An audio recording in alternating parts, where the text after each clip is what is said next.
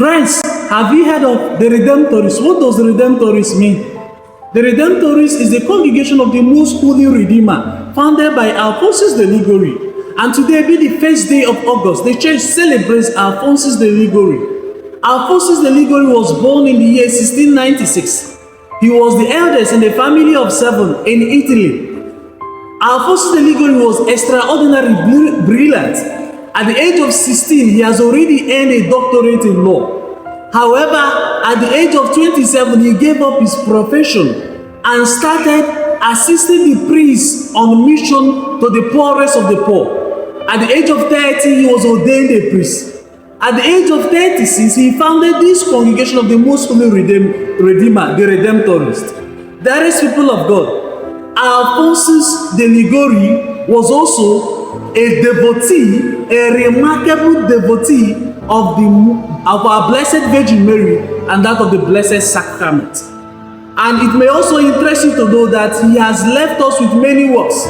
Some of them include the glories of Mary, the way of salvation, and the true spouse of Christ. Alphonsus de Ligori is a true example of one who combines sanctity and learning. Alphonsus de Ligori was also known for his scholarship. He was a notable scholar as far as moral theology was concerned. Alphonsus de Ligori, at the age of 66, was made a bishop.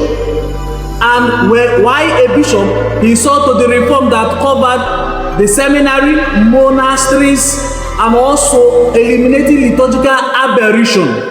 Alphonsus de Ligori saw to the healing of his flock and succoring of the poor in his diocese.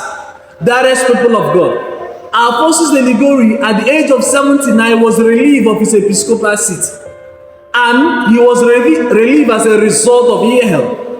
And towards the last days of his life, he really suffered. He gradually became deaf and was partially blind. Dearest people of God, Alphonsus de Ligori died in the year 1787.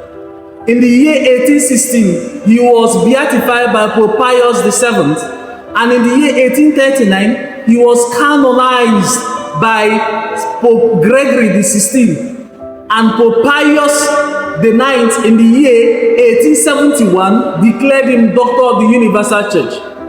Alphonsus de Ligori is the patron of teachers of moral theology and of confessors.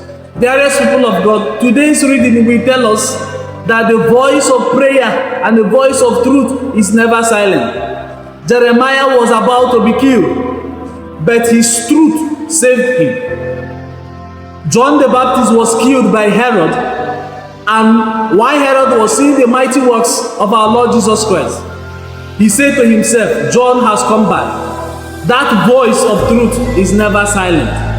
That voice of prayer is never silent. Alphonsus de Ligori really suffered. He was tricked into signing a submission for royal approval that splitted his congregation. However, it was resolved years after his death. Misfortunes came to him. Dearest people of God, whatever good you are doing, it may not be easy at that moment, but just know that the voice of prayer, the voice of truth, can never be silenced. Peace be with you.